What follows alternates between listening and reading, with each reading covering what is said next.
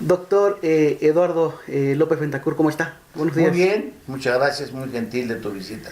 Decano de la Facultad de Derecho y presidente del Tribunal Universitario, pues le agradecemos que nos conceda la entrevista aquí en También Opinamos para hablar de un tema o de muchos temas muy importantes, pero el que nos convoca es pues la situación que hay en la universidad sobre el tema del acoso, de la violencia de género.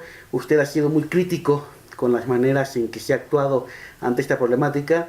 Y me gustaría empezar porque hablaba en una entrevista en MBS diciendo de cómo cuando llega usted al tribunal, pues se encuentra al tribunal las condiciones, y me gustaría partir de ahí, si no tiene inconveniente, para que nos platique pues cómo están las bases del máximo órgano de la universidad que se supone que debe de garantizar, sancionar quienes pues no cumplan con las reglas de la universidad.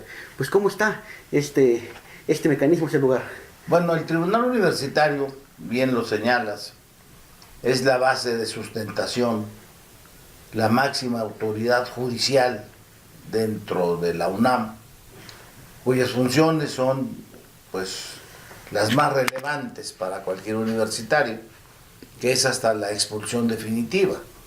Por supuesto, hay otras medidas previas: amonestación, suspensión provisional, suspensión por determinado tiempo, y además de eso, pues tomar más que sanciones, pensar en prevenciones, todo aquello que implique la posibilidad de evitar el daño. El Tribunal Universitario solo ve conductas contra la disciplina universitaria. Abarca a docentes, trabajadores y por supuesto a los alumnos. Cuando llegué hace un año al tribunal, me encontré con una oficina bastante deteriorada desde el punto de vista físico. Considero que de alguna manera se había descuidado. Lo planteé esto a las autoridades universitarias, dada la autonomía del tribunal, y de alguna forma obtuve el beneplácito para el cambio, desde el punto de vista físico y humano. Lamentablemente no se dio, circunstancias que no es en este momento el caso analizar, se abandonó y no hubo en un año ningún cambio. Recientemente hemos encontrado el conflicto severo, muy grave, del acoso, principalmente el bullying, como un fenómeno que se incrementa severamente. Esto no quiere decir que no existió en el pasado, pero que ahora lo vemos con mayor intensidad también es cierto.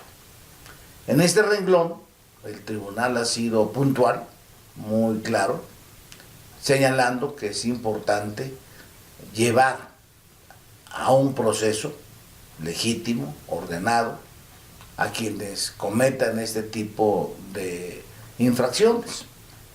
Y en este renglón, pues encontramos que no ha habido avances, que hay escuelas paradas, que no hay satisfacción, sobre todo de alumnas que se ven constantemente ofendidas en su dignidad, y lo más grave es que provienen muchas veces, o la mayor parte de ocasiones, de profesores. Y ante este fenómeno me he obligado a denunciar, a ser muy exacto en señalar que se reclama un mejor protocolo, una mejor fórmula para actuar. Protocolo se le llama a las medidas, a los caminos que hay que seguir para actuar. Y evidentemente, bueno, pues hemos tenido algunos puntos de vista encontrados, pero me da gusto decirte que hoy por hoy ya tenemos con la rectoría, particularmente con el doctor Enrique Graue, una comunicación directa. Eso nos va a permitir evitar intermediarios, y hemos señalado los caminos a seguir. El principal camino es darle mayor intensidad y fuerza al tribunal universitario, que esté al frente, porque había unas organizaciones, unas unidades de apoyo y de defensa que no estaban bajo el control, y no diría propiamente el control, sino no había la comunicación con el tribunal universitario. A raíz de mi denuncia hemos tenido acercamientos muy constructivos con el rector y te puedo decir que empezará una nueva era en donde todos vamos a trabajar juntos para acabar con esta lacra. Y eso es lo que debió haberse hecho desde un principio, pero que nunca es tarde. Por el contrario, hoy por hoy te puedo garantizar que estamos trabajando juntos, que hemos puesto las bases, que vamos a incrementar la calidad y cantidad de trabajo y de esfuerzo en el tribunal universitario. Una de las importantes medidas es que se van a incorporar personas del sexo femenino. Siempre consideremos que las mujeres son excelentes juzgadoras, de tal manera que tendremos, si es posible, mayoría de integrantes del tribunal universitario mujeres, pero si no, en igualdad de género. De tal manera que vamos a presentar una nueva opción que garantice a las alumnas que la lucha contra el acoso no vamos a acabar con él, pero sí lo vamos a disminuir sensiblemente. Doctor, habla de que arrancará o está arrancando una nueva era la universidad para combatir esta problemática, este fenómeno del acoso. Pero antes de esta nueva era, ¿por qué era que las estudiantes, las alumnas en particular, no encontraban la satisfacción en términos de justicia ante sus reclamos, ante sus denuncias en el acoso que sufrían en las prepas, en las facultades? ¿Por qué no lo encontraban? Bueno, yo pienso, y no trato de acusar a nadie, que se dieron varios fenómenos. Por un lado, la falta de estructura. Esto es, había una oficina jurídica en cada plantel que estaba bastante empobrecida en cuanto a personal y los problemas eran agudos. También es evidente que se dio cierta familiaridad entre esos representantes jurídicos, los directivos de las escuelas, quienes preferían tomar medidas conciliatorias, entre comillas, y evitar la denuncia. Y lo más grave, eso es lo que yo también he señalado, el que se intimide a quien denuncia, se le trate de persuadir que no siga con la denuncia. Y yo pienso que esto fue lo que ocasionó la explosión, una explosión que evidentemente hasta este momento mantiene en paro a varias instituciones, lo cual es totalmente incorrecto, indebido. Tenemos que reintegrarlos a clases y que tengan la seguridad las mujeres, las alumnas, las maestras, de que no sufrirán acoso. Yo pienso que eso es lo importante. Me hablabas del pasado, sí, se dio ese fenómeno de descuido y a veces de complicidad con maestros acosadores. O sea, se les marginaba de la sanción, se les ayudaba para que no enfrentaran al tribunal, y eso es lo que vamos a tratar de evitar. Además había alguna cuestión sindical también, eso hay que aceptarlo, los sindicatos pues se prestaban muchas veces para apoyar acosadores, y eso también lo señalé, y claro, provocó una molestia, pero que en la vida hay que saber destapar la olla de grillos y la olla de molestia que se ocasiona para poder disuadir el que se siga de alguna manera evitando la realidad o desconociendo la realidad. Doctor, déjeme detenerme en esta última parte que menciona, porque usted sabe que este canal es dirigido a universitarias y universitarios, claro. y pues los que nos escuchan van a tener interés en esta última parte. Dice que inclusive había complicidades, o sea que lo que nos está tratando de decir es que dentro de las facultades de las escuelas, entre los órganos jurídicos, había complicidades para proteger a maestros. Definitivamente, es una afirmación que yo he hecho y que no voy a dejar de mencionarlo, y que los profesores, muchos de ellos, se sentían protegidos por las autoridades escolares. O sea, ¿qué pasó en las preparatorias? ¿Qué sucedió en filosofía y letras? ¿Por qué se fueron al paro? Porque los directivos no cumplieron, porque las autoridades estuvieron omisas en su responsabilidad, y hay que señalarlo. No podemos encubrirlos. Un director de una preparatoria, que hay una protesta y no le da cauce y trata de ocultar y trata de minimizar el problema, los muchachos se van al paro, protestan contra la conducta de complicidad de sus directivos. No en ocasiones es propiamente el director, él no puede atender a la totalidad, pero es evidente que su personal bajo su mando no está cumpliendo su deber. En lugar de alentar la denuncia, en lugar de promover que se cumpla con la ley, con la disposición reglamentaria, con los principios básicos, apagaban la denuncia, convencían al estudiante, a la estudiante, de no continuar. Y esto es lo que provocó en un momento dado el enfado, la decisión de ir a un paro. Y eso es lo que hay que aceptar, que no hubo el trabajo adecuado y que los directivos se tienen que poner a trabajar, que tienen que actuar en consecuencia, que no podemos permitir profesores acosadores.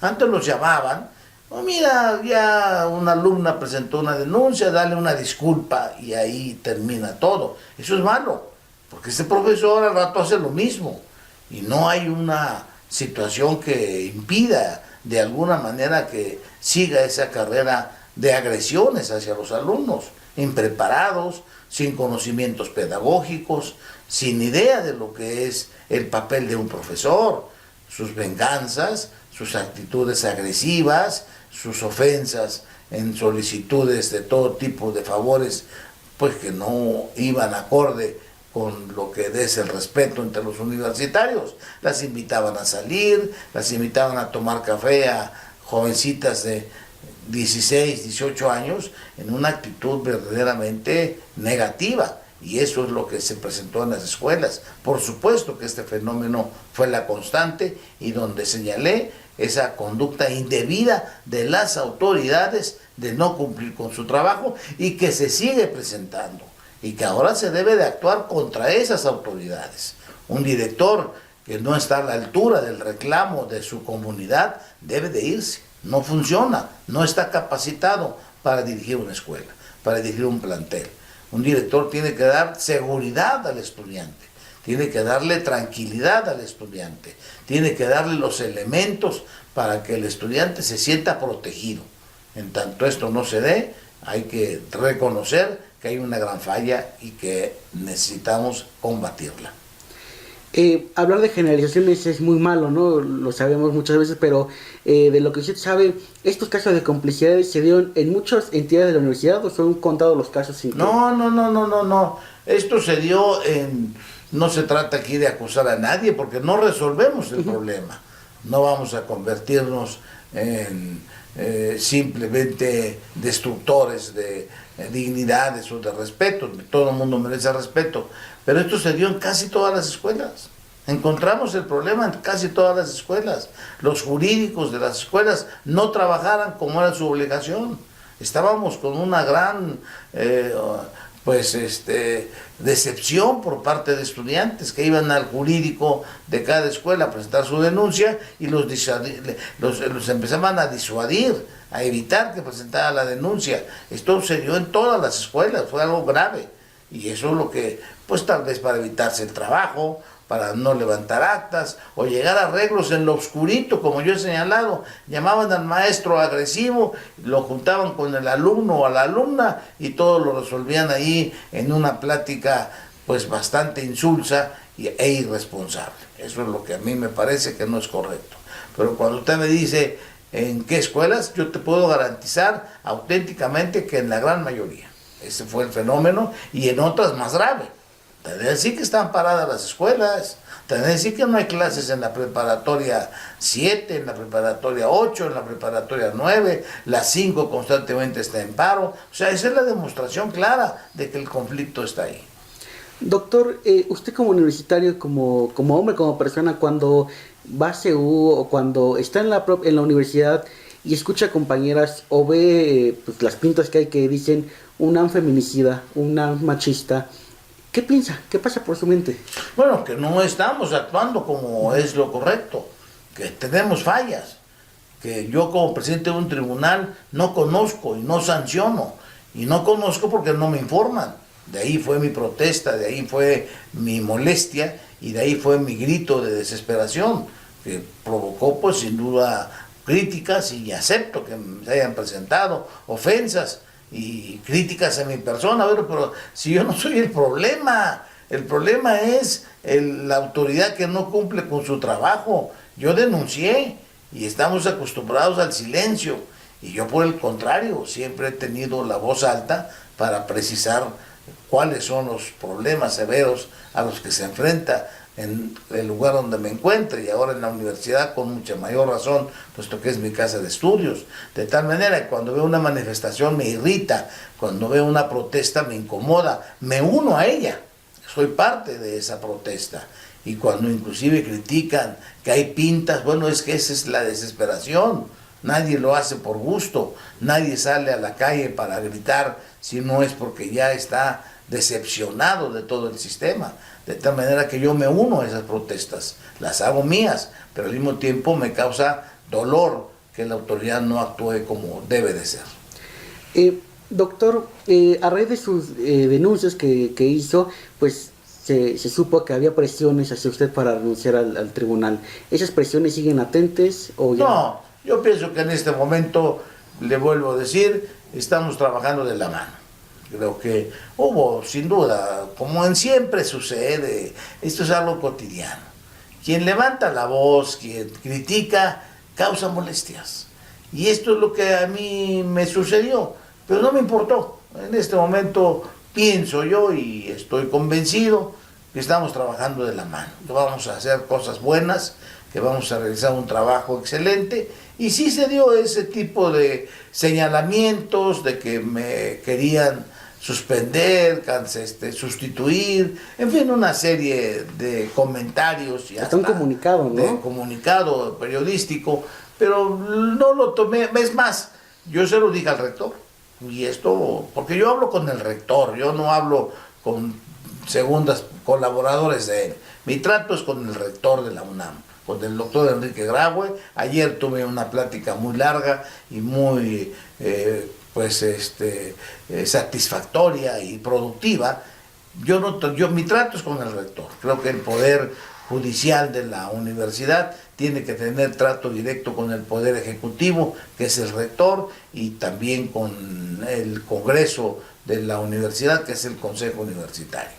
Tenemos pues que mantenernos en esa claridad, porque ahí está un aspecto. El tribunal empezó a ser una dependencia de segunda. Bajo ningún concepto lo he permitido.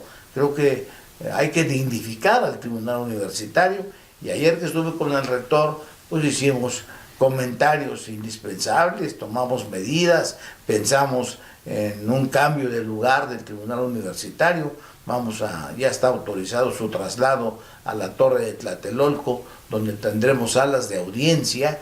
Ya está todo pues perfectamente caminando, de tal manera que le vamos a dar esa dignidad al tribunal universitario. Y por supuesto, pues estas, yo les llamaría comentarios encubiertos con amenazas de sustituirme, y hasta le dije un poco antes, la semana pasada, al rector: si mi salida resuelve el problema, aquí está mi renuncia. O sea, qué bueno, pero eso no va a resolver el problema. Lo que pasa es que va a venir un presidente callado, va a haber un presidente sobajado, va a venir un presidente humillado, y eso también es malo, porque no va a cumplir con su papel, puesto que va a tener el temor de que lo cambien cada vez que abra la boca. Entonces creo que el rector fue sensible, y que estamos, como vuelvo a repetirte, trabajando de la mano para bien de la universidad. Doctor, para aterrizando, porque el tiempo vuela, claro. El tiempo sin duda vuela. Habla de que, pues bueno, ahorita ya van a trabajar, para que el tribunal tenga mayor poder, mayor fuerza, y garantice justicia ante estos casos. Preguntarle, pues, aparte de lo que se está diciendo que van a hacer en el tribunal, ¿cuáles otras acciones de las que ya hay? Porque inclusive cuando salió el comunicado diciendo que, un poco diciendo que no coincidían con usted, en el comunicado daban cifras, ¿no? Daban datos de lo que ha hecho la universidad, más allá del protocolo, más allá de las sanciones. ¿Qué hay que hacer más para ir disminuyendo la problemática del acoso, de la violencia de género, ¿no? Te voy a contestar las dos preguntas. La primera, las cifras.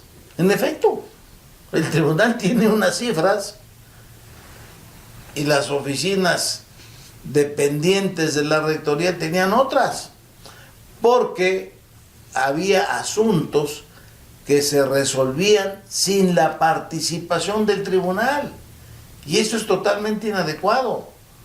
Me parece bastante sano y muy adecuado en esta época tomar medidas que no lleven necesariamente al proceso que implica largo tiempo.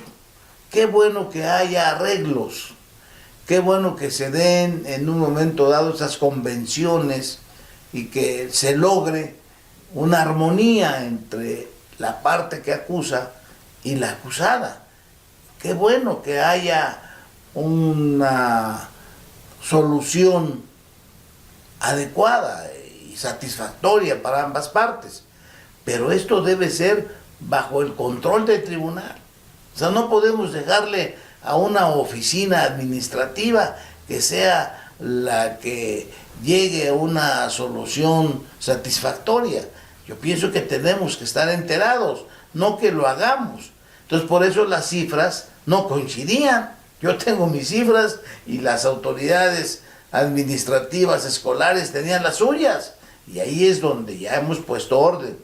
Ninguna solución que de aquí en adelante se dé, sea por la forma previa a la decisión final, ninguna decisión que se tome será sin que sea conocida por el tribunal y sancionada por el tribunal.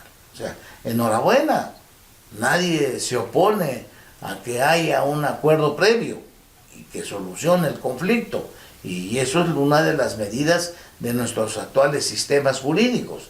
Se busca siempre que haya soluciones satisfactorias para las partes, pero lo que no podemos permitir es que el tribunal las ignore.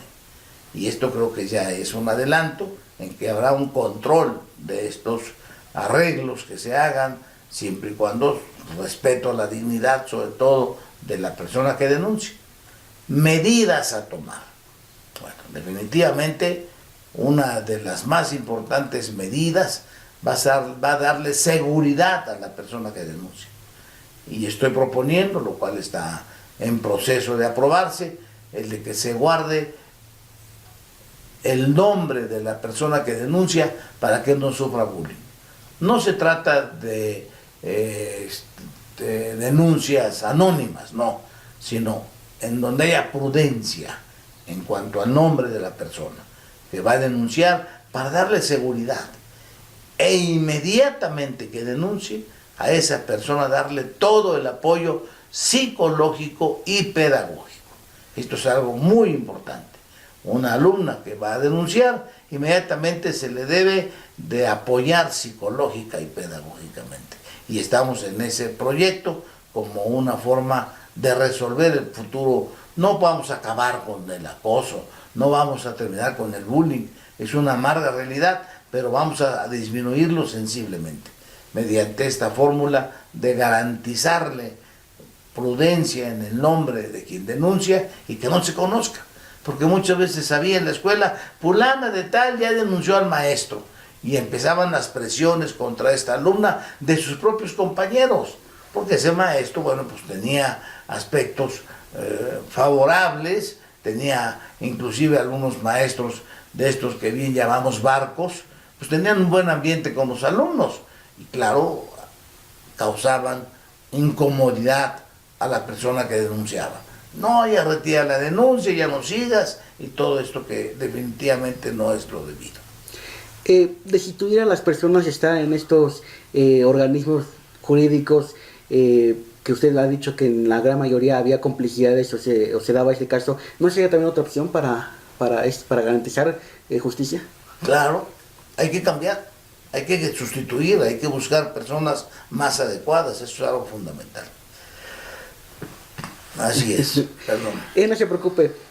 Hay una parte del texto que usted publicó sobre esto que me llamó mucho la atención, porque dice que es más fácil entrar a la universidad como docente que como alumno. Sí. ¿Cómo cambiar ese? No hay que cambiarlo. O sea, simplemente el docente, yo lo considero un ente, perdón, un ente importante, fundamental. Es algo que debemos tener mucho cuidado. ¿Quiénes van a ser los docentes? Un alumno para ingresar a la universidad tiene que presentar exámenes de admisión. Estoy en contra de ellos. Soy enemigo de los exámenes de admisión, traumantes, son actos de tortura. No me gustan los exámenes de admisión. Yo soy pedagogo y le puedo garantizar a usted que no es la mejor forma de seleccionar a los alumnos. Es una fórmula desesperada. Es un medio hostil, pero que se tiene en muchas instituciones. Lo ideal es que el alumno ingrese después de una entrevista, después de un trato personal, no con un examen aplicables a cientos y a miles. Eso es un examen de información, no es de vocación. Yo creo que a la universidad deben ingresar por vocación, deben ingresar porque quieran estudiar, porque quieran ser profesionales del estudio, ser un profesionista del estudio. Eso es lo deseable. Y no poner un examen a todos para que a ver quién sabe 5 por 5 y son los que ingresan. Eso es una actitud, insisto, desesperada de las instituciones educativas. Lo correcto es platicar con cada uno del que ingresa por qué quieres estudiar, para qué quieres estudiar, qué herramientas tienes para estudiar. Y ahí viene ese renglón de saber si tiene los antecedentes convenientes para ingresar a una institución, digamos, de biología, de física o de química. Claro, es un trabajo mucho más cuidadoso, que ocupa más tiempo, pero eso es lo deseable. Por eso soy enemigo de los exámenes de admisión. Pero los profesores, también antes de que ingresen, antes de que empiecen a dar clases, tienen que pasar un examen de conocimientos pedagógicos. Yo fui secretario en la Facultad de Derecho y esto me permitió conocer la amarga realidad. Iban abogados a pedir trabajo y les preguntaba cuál era su especialidad y cotidianamente me decían: dame la materia que haya. ¿Cómo? La que haya. Todólogos. Oye, ¿ya has estudiado pedagogía? No. Y en la actualidad, la gran mayoría de profesores de la UNAM desconocen reglas pedagógicas. Y si no las tienen, los debemos de capacitar. Es algo indispensable. Un profesor debe conocer didáctica, fundamental, metodología esencial, técnica de la enseñanza, psicotécnica pedagógica, materias fundamentales para enfrentarse a un grupo. Ser profesor es una gran responsabilidad y lamentablemente en este momento la inmensa mayoría de profesores de la Universidad Nacional Autónoma de México carecen de los conocimientos pedagógicos. Es indispensable capacitarlos, es indispensable crear cursos y decirle a un profesor: usted, aprovechando este periodo vacacional, vaya a tomar un curso pedagógico para que sepa usted enseñar. La pedagogía es la ciencia que enseña a cómo enseñar, para que el maestro sea responsable. Ya no queremos esos maestros que dicen: reprobé a los alumnos, o tomen actitudes dictatoriales, como es cotidiano. Son dueños de la calificación y del futuro de un alumno.